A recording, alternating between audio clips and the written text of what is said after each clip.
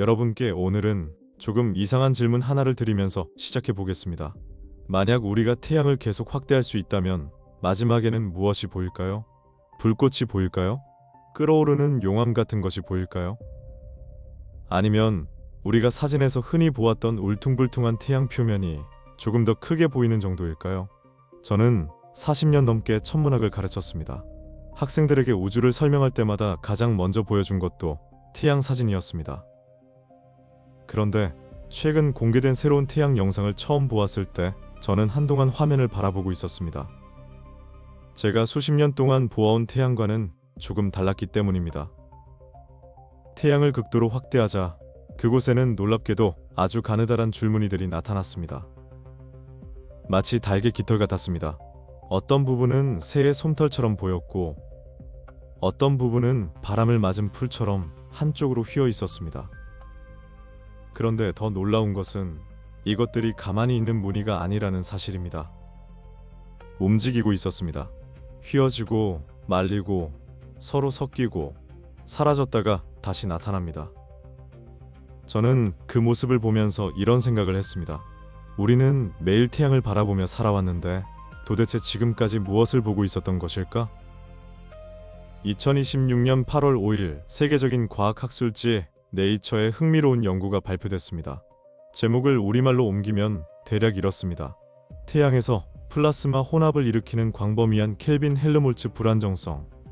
연구에 사용된 장비는 하와이 마우이섬 할레아칼라에 설치된 다니엘 K. 이노우의 태양 망원경입니다. 주경의 지름만 4m. 현재 세계에서 가장 강력한 태양 전용 망원경입니다. 이 거대한 눈으로 과학자들이 태양을 바라보자 이전에는 해상도 때문에 볼 수 없었던 작은 세계가 나타났습니다. 여기에서 한 가지는 정확하게 말씀드려야겠습니다. 이번에 촬영한 것은 태양 중심부가 아닙니다. 태양의 내부를 카메라로 들여다본 것도 아닙니다. 우리가 실제로 보고 있는 것은 태양에 보이는 표면인 광구입니다. 그러나 광구의 움직임은 태양 내부에서 올라오는 에너지와 물질의 움직임을 보여주는 창문과 같습니다. 그래서 광구를 자세히 보는 것은 태양 내부에서 무슨 일이 벌어지고 있는지를 이해하는데 매우 중요합니다. 태양 중심에서는 지금 이 순간에도 수소가 헬륨으로 바뀌는 핵융합이 일어나고 있습니다. 그곳에서 만들어진 에너지는 오랜 시간을 거쳐 바깥으로 이동합니다. 그리고 태양 바깥쪽 대류층에 도달하면 플라스마의 거대한 순환이 시작됩니다. 뜨거운 플라스마가 위로 올라옵니다. 표면 가까이에서 열을 방출합니다. 식은 플라스마는 다시 아래로 내려갑니다. 제가 학생들에게 이 모습을 설명할 때 자주 사용했던 비유가 있습니다. 냄비에 물을 끓여보라는 것입니다. 물을 가열하면 아래쪽에 뜨거운 물은 위로 올라오고 상대적으로 차가운 물은 아래로 내려갑니다. 태양에서는 물 대신 전기를 띤 플라스마가 움직입니다. 그래서 태양의 표면을 자세히 보면 매끈한 것이 아니라 수많은 알갱이가 모여있는 것처럼 보입니다. 이것을 과립, 그래뉼이라고 합니다. 하나의 과립은 대략 수백에서 2000km 규모입니다. 작아 보이지만 어떤 것은 대한민국을 통째로 집어넣고도 남을 정도입니다. 밝은 중앙에서는 뜨거운 플라스마가 올라오고 상대적으로 어두운 경계에서는 식은 플라스마가 아래로 내려갑니다. 과립은 끊임없이 생기고 사라집니다. 그런데 이번 발견에서 과학자들이 주목한 것은 과립 자체가 아니었습니다. 과립의 가장자리였습니다. 그곳을 극도로 확대했더니 지금까지 보이지 않던 가느다란 검은 줄들이 나타났습니다. 크기는 수십 킬로미터, 연구진은 약 20km 정도 규모의 구조까지 분석해야 했습니다. 태양까지의 거리가 약 1억 5천만 킬로미터라는 사실을 생각하면 놀라운 해상도입니다. 그 가느다란 줄들이 바로 여러분이 영상에서 보시는 깃털 같은 모습입니다. 그런데 과학자들은 그것을 보자마자 오래된 물리현상 하나를 떠올렸습니다. 켈빈 헬름홀츠 불안정성. 이름은 어렵지만 현상은 우리 주변에서도 볼 수 있습니다. 서로 다른 속도로 움직이는 두 공기층이 만날 때 구름이 파도처럼 돌돌 말리는 모습을 본 적이 있으실 겁니다. 바다에서도 서로 속도가 다른 물의 흐름이 만나면 경계가 흔들리고 수용돌이가 만들어집니다. 컵 속에 커피를 저을 때도 비슷한 움직임을 볼 수 있습니다. 속도가 다른 두 유체가 서로 스쳐 지나가면 경계면이 불안정해집니다. 작은 흔들림이 생기고 그 흔들림이 점점 커지면서 마침내 경계가 말려 올라갑니다. 그것이 소용돌이가 됩니다. 놀랍게도 태양에서도 같은 일이 일어나고 있었습니다. 다만 태양에서는 물과 공기가 아니라 자기장을 가진 플라스마가 움직이고 있습니다. 과학자들은 오래전부터 태양에서도 이런 일이 일어날 수 있다고 예상했습니다. 하지만 문제가 있었습니다. 너무 작았습니다. 망원경의 해상도가 부족했습니다. 그래서 이 현상은 이론과 컴퓨터 시뮬레이션 속에는 있었지만 실제 태양 표면에서 명확하게 확인하기 어려웠습니다. 그러다 이노우의 태양 망원경이 그 경계를 넘어선 것입니다. 연구진은 실제 관측 영상과 고해상도, 컴퓨터 시뮬레이션을 비교했습니다. 그리고 두 모습이 놀라울 정도로 일치한다는 사실을 확인했습니다. 태양 표면에서 오랫동안 숨어있던 작은 소용돌이가 모습을 드러낸 것입니다. 그런데 저는 여기에서 더 흥미로운 질문이 생겼습니다. 고작 20km 정도의 작은 소용돌이가 발견된 것이 왜 네이처에 실릴 정도로 중요한 것일까요? 태양은 지름이 약 139만 킬로미터입니다. 그 거대한 별에서 수십 킬로미터짜리 움직임 하나를 발견한 것이 대체 무엇을 바꿀까요? 바로 여기에서 이야기가 시작됩니다. 우리가 깃털이라고 생각했던 작은 구조가 어쩌면 태양 전체의 자기장을 움직이고 태양 대기를 가열하고 나아가 지구를 향해 날아오는 거대한 태양 폭풍과도 연결되어 있을 가능성이 있기 때문입니다. 제가 학생들에게 태양을 가르칠 때 가장 설명하기 어려웠던 것이 자기장이었습니다. 태양은 단순한 불 덩어리가 아닙니다. 전기를 띤 입자들이 움직이는 거대한 플라스마 구체입니다. 그리고 전하를 띤 입자가 움직이면 자기장과 떼려야 뗄 수 없는 관계가 만들어집니다. 태양의 플라스마가 움직이면 자기장이 변하고 자기장이 변하면 다시 플라스마의 움직임이 달라집니다. 서로가 서로를 끌고 다니는 셈입니다. 이것이 태양을 복잡하게 만듭니다. 우리에게 익숙한 지구, 자기장을 생각해 보겠습니다. 지구는 대체로 북쪽과 남쪽을 가진 거대한 자석처럼 행동합니다. 그러나 태양의 자기장은 그렇게 단순하지 않습니다. 휘어지고 꼬이고 뒤엉키고 때로는 끊어졌다가 다시 연결됩니다. 그리고 그 과정에서 엄청난 에너지가 방출됩니다. 우리가 태양 플레어나 코로나 질량 방출이라고 부르는 현상도 이 자기장과 깊은 관련이 있습니다. 그런데 여기에서 오랫동안 풀리지 않은 질문이 있었습니다. 태양의 자기장은 도대체 어디에서 만들어지는가? 오랫동안 가장 유력했던 설명은 태양 표면 아래 약 20만 킬로미터 깊이에 있는 타코 클라인이라는 경계층이었습니다. 태양은 모든 부분이 같은 속도로 회전하지 않습니다. 적도와 고緯도가 서로 다른 속도로 회전합니다. 이러한 차등 회전이 자기장 선을 코일 스프링처럼 감아 올리고 거대한 자기 다이나모를 만든다고 생각했습니다. 저 역시 오랫동안 학생들에게 이 모델을 설명했습니다. 그런데 최근에는 조금 다른 그림이 등장하고 있습니다. 2024년 연구에서는 나사 슈퍼컴퓨터를 이용한 매우 상세한 태양 시뮬레이션을 통해 자기 다이나모가 우리가 생각했던 것보다 훨씬 얕은 곳, 태양 표면 아래 약 32,000km 부근에서도 만들어질 가능성이 제기됐습니다. 이 이야기는 이번 발견과 묘하게 연결됩니다. 왜냐하면 표면 가까이에서 플라스마의 속도 차이와 난류가 자기장을 만들고 변화시키는 과정이 중요할 수 있기 때문입니다. 그리고 이제 이노우의 망원경은 그보다 훨씬 위, 실제로 우리가 볼 수 있는 광구에서 자기장과 플라스마가 어떻게 뒤섞이는지를 보여주기 시작했습니다. 네이처 논문의 핵심도 바로 여기에 있습니다. 연구진이 발견한 켈빈 헬름홀츠 불안정성은 단순한 소용돌이가 아니었습니다. 자기장을 가진 플라스마와 상대적으로 자기장이 약한 플라스마가 서로 섞이는 과정이었습니다. 생각해 보십시오. 태양 표면 곳곳에서 작은 소용돌이가 계속 만들어집니다. 그 소용돌이는 자기장선을 당깁니다. 비틉니다. 휘게 합니다. 때로는 서로 얽히게 만듭니다. 연구진은 이런 움직임이 자기선 속을 주변으로 확산시키는데 중요한 역할을 할 수 있다고 보고 있습니다. 저는 이것을 학생들에게 설명한다면 실타래를 예로 들었을 겁니다. 책상 위에 여러 가닥의 실을 놓고 손가락으로 계속 원을 그리며 휘저으면 실들이 어떻게 되겠습니까? 서로 꼬입니다. 휘어집니다. 겹쳐집니다. 태양에서는 작은 플라스마 소용돌이가 자기장에 비슷한 일을 할 수 있습니다. 이것을 자기장 브레이딩, 즉 자기장선이 사이드 뒤얽히는 과정과 연결해서 생각할 수 있습니다. 그런데 자기장이 계속 꼬이기만 할 수는 없습니다. 어느 순간 구조가 불안정해집니다. 그리고 자기장선이 끊어지고 다른 자기장선과 다시 연결되는 일이 발생합니다.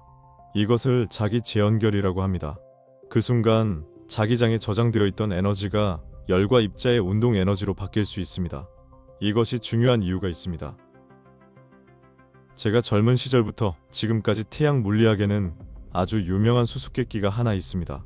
왜 태양의 바깥 대기는 표면보다 훨씬 뜨거운가? 태양의 광구는 약 섭씨 5500도 수준입니다. 그런데 그 위에 있는 코로나는 100만 도를 넘습니다. 상식적으로 이상하지 않습니까? 난로에서 멀어질수록 차가워져야 합니다. 그런데 태양은 반대입니다. 표면에서 멀리 떨어진 대기가 오히려 수백 배 뜨겁습니다. 과학자들은 오랫동안 파동, 난류, 나노 플레어와 같은 여러 후보를 연구해 왔습니다. 그리고 이번에 발견된 작은 소용돌이가 그 문제 또 하나의 중요한 연결고리를 제공할 가능성이 생겼습니다. 켈빈 헬름홀츠 소용돌이가 자기장을 비틀고 얽히게 만들고 그 에너지가 위쪽 대기로 전달되고 자기 재연결과 난류 등을 통해 열로 바뀔 수 있기 때문입니다. 아직 이것 하나로 코로나 가열 문제를 모두 해결했다고 말해서는 안 됩니다. 과학은 그렇게 성급하게 결론을 내리지 않습니다. 실제로 연구진도 앞으로 이 소용돌이가 위쪽 태양 대기로 얼마나 많은 에너지를 운반하는지 정량적으로 확인해야 한다고 보고 있습니다. 하지만 적어도 지금까지 보이지 않았던 하나의 에너지 전달 경로를 직접 관측하기 시작했다는 것은 상당히 중요합니다. 그리고 저는 여기에서 첨부 자료의 한 대목을 떠올렸습니다. 1988년 천체 물리학자 유진 파커는 태양 표면의 대류 운동이 자기장을 뒤엉키게 하고 그 자기장이 끊어지고 다시 연결되면서 에너지를 태양 대기로 방출할 수 있다는 생각을 제시했습니다. 당시에는 논쟁적인 생각이었습니다. 그러나 수십 년이 지난 지금 그의 이름을 가진 파커 태양 탐사선은 태양 가까이 날아가 자기 재연결과 태양풍의 복잡한 구조를 측정하고 있습니다. 그리고 지구에서는 세계에서 가장 강력한 태양 망원경이 태양 표면의 작은 소용돌이가 실제로 자기장을 휘젓는 모습을 보고 있습니다. 서로 다른 시대에 만들어진 이론과 관측들이 조금씩 하나의 그림으로 연결되고 있는 것입니다. 그러나 문제가 하나 있습니다.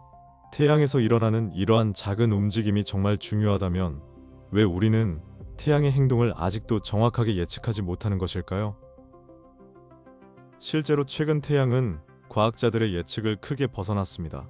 2024년 5월 지구의 밤하늘에 놀라운 일이 벌어졌습니다. 평소라면 오로라를 보기 어려운 남쪽 지역에서도 하늘이 붉고 초록빛으로 물들었습니다. 미국 플로리다와 멕시코 등 낮은 위도에서도 오로라가 관측됐습니다. 원인은 태양이었습니다. 거대한 코로나 질량 방출이 지구를 향해 날아왔고 강력한 지작이 폭풍을 일으켰습니다. 이 사건은 우리에게 한 가지 사실을 다시 보여주었습니다. 태양은 1억 5천만 킬로미터 떨어져 있지만 결코 우리와 무관한 별이 아니라는 것입니다. 태양에는 대략 11년의 활동 주기가 있습니다. 조용한 태양 극소기에서 활동적인 극대기로 올라갔다가 다시 내려옵니다. 흑점이 많아지고 자기 활동이 강해질수록 태양 플레어와 코로나 질량 방출도 자주 발생합니다. 현재 우리는 태양 주기 25를 지나고 있습니다. 그런데 이 주기는 처음 예상했던 것보다 훨씬 활발했습니다. 첨부된 자료에서도 이 문제가 중요하게 다뤄집니다.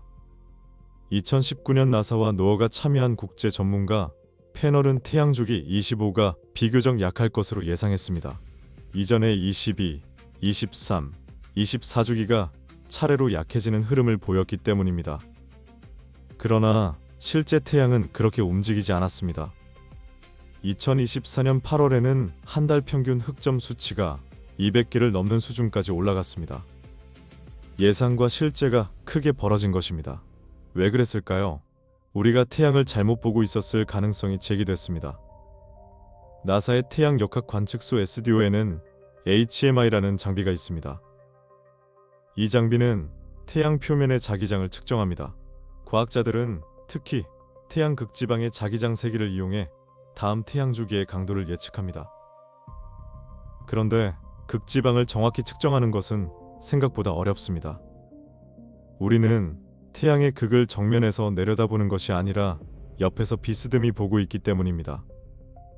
첨부 자료에서는 후속 연구를 통해 HMI가 극지 자기장의 실제 세기를 과소평가했을 가능성이 제기됐다는 내용을 다루고 있습니다. 이것이 사실이라면 우리가 약한 주기를 예상했던 이유 중 하나를 설명할 수 있습니다. 그리고 또 하나의 문제가 있습니다. 태양의 자기 다이나모 자체를 우리가 완전히 이해하지 못하고 있다는 것입니다. 깊은 타코 클라인에서 만들어진다고 생각했던 자기장이 표면 가까이에서도 강하게 생성될 가능성이 제기되고 있습니다. 여기에 이번 네이처 연구가 보여준 또 하나의 사실이 더해졌습니다. 광구 자체도 우리가 생각했던 것보다 훨씬 복잡했습니다. 고작 수십 킬로미터 규모에서 플라스마와 자기장이 끊임없이 섞이고 있었습니다. 저는 이것이 이번 발견에서 가장 중요한 철학적 의미라고 생각합니다. 망원경의 해상도가 부족하면 자연은 실제보다 단순해 보입니다. 멀리서 바다를 바라보면 표면은 매끈해 보입니다. 조금 가까이 가면 파도가 보입니다. 더 가까이 가면 물결이 보입니다. 현미경으로 들여다보면 전혀 다른 세계가 나타납니다. 태양도 마찬가지였습니다. 과거의 망원경으로 보았을 때 하나의 매끈한 자기 구조처럼 보였던 곳이 해상도를 높이자 수많은 작은 흐름과 소용돌이가 얽힌 세계였던 것입니다. 그리고 작은 규모에서 일어나는 물리현상이 큰 규모의 태양 활동을 결정할 수도 있습니다. 이것은 기상예보와도 비슷합니다. 지구 대기의 작은 소용돌이와 온도 차이가 모여 거대한 폭풍을 만들 수 있습니다. 태양에서도 작은 플라스마 흐름이 자기장을 뒤틀고 에너지를 축적하고 어느 순간 그 에너지가 폭발적으로 방출될 수 있습니다. 파커 태양 탐사선이 태양 가까이에서 발견한 스위치 100이라는 구조도 흥미롭습니다. 태양풍 속 자기장이 갑자기 S자 형태로 방향을 뒤집는 현상입니다.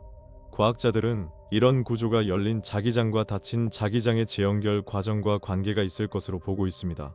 자기장이 재연결되면 열이 발생하고 태양 물질이 우주로 방출됩니다. 이 과정은 코로나 가열과 태양풍 가속을 이해하는 데 중요한 단서가 됩니다. 결국 우리가 지금 보고 있는 그림은 이렇습니다. 태양 표면에는 작은 소용돌이가 있습니다. 그 소용돌이는 자기장을 뒤섞습니다. 자기장은 꼬이고 에너지를 저장합니다. 위쪽 대기에서는 자기장이 끊어지고 다시 연결됩니다. 입자들이 가속됩니다. 태양풍이 만들어집니다. 그리고 때로는 훨씬 더 거대한 폭발이 일어납니다.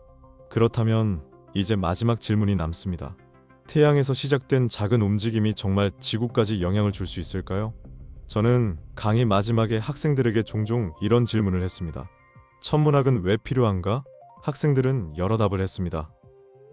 우주의 기원을 알기 위해서, 외계의 생명을 찾기 위해서, 인간이 어디에서 왔는지 알기 위해서.